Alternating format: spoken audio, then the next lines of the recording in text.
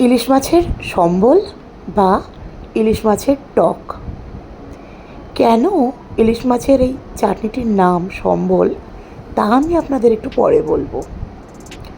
ইলিশ মাছ যখন আনা হয় তার লেজা মুড়ো দিয়ে এই পাতলা টকটি তৈরি করা হয়, আর গরম ভাতের সঙ্গে ইলিশের এই সম্বল অনবদ্য লাগে।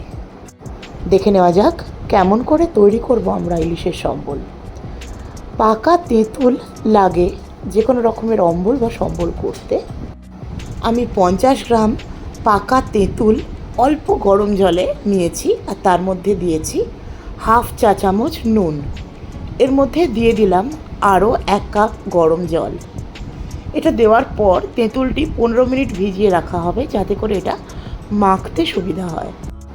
এরপর তেঁতুলকে ভালো করে জলের সঙ্গে মিশিয়ে নিতে হবে। তেঁতুল যখন মিশে যাবে, তেঁতুলের যে বীজ ছোবড়া থাকবে সেগুলোকে তুলে ফেলে দেবেন, আর এই জলটিকে 5 মিনিটের মতো রেখে দেবেন। এভাবে তেঁতুলের জল তৈরি হয়ে যাবে। এই যে সময়টা থাকবে 15 মিনিট, এই সময়টার মধ্যেই ইলিশ মাছের লেজা আর মুড়োকেও ম্যারিনেট করে নেবেন। আমি এখানে একটা মুড়ো দুভাগ করে নিয়েছি, আর সঙ্গে নিয়েছি ইলিশের একটি লেজা। ইলিশ মাছের টকে আমি অনেক সময় ইলিশ মাছের টুকরোও দিই।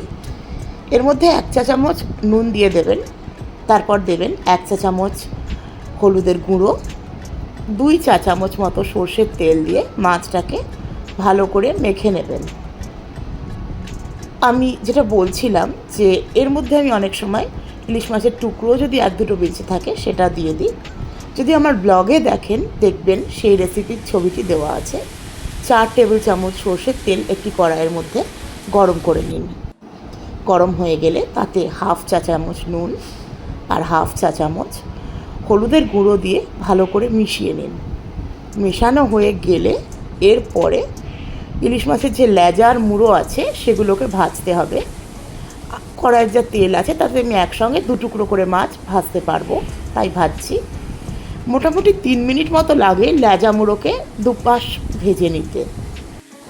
মাছ ভাজার সময় কিন্তু ফ্লেমটা মিডিয়াম রাখবেন, তাতে করে মাছ পুড়বেও না এবং ঠিকঠাক ভাজাও হবে। আমি সাধারণত যখন ইলিশ মাছ ভাজি তখন একটু বেশি তেলে ভাজি। তাতে যেটা হয়, মাছটা ভাজা হয়ে গেলে সেই তেল থেকে সামান্য তেল আমি সরিয়ে রাখি একটু লঙ্কা ভেজে নিয়ে।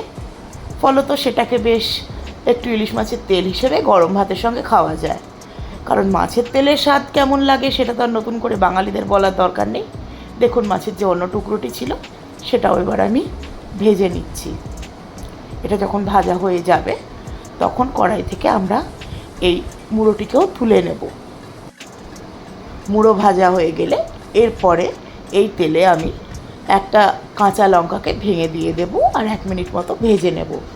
ভাজা হয়ে গেলে লঙ্কা সমেত অর্ধেকটা তেল আমি একটা বাটির মধ্যে বের করে নেব। এটাই ইলিশ মাছের তেল, গরম ভাতের সঙ্গে অনবদ্য লাগে। তেল তোলা হয়ে গেলে এবার কড়াইতে যে তেল বাকি রইল তাতে 2টো শুকনো লঙ্কা আর 1 চা চামচ 5 ফোড়ন দিয়ে 1 মিনিট মতো ভেজে নিয়ে তার মধ্যে দিয়ে দেব তেঁতুলের যে জলটা তৈরি হয়েছে সেই জলটাকে ছাঁকতে হবে, না হলে ইমপিউরিটিস থেকে যায়।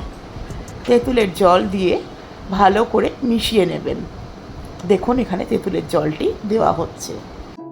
ফুটতে শুরু করলে এর মধ্যে দিয়ে দিন 2 কাপ মতো জল এবং আরেকটু ফোটান।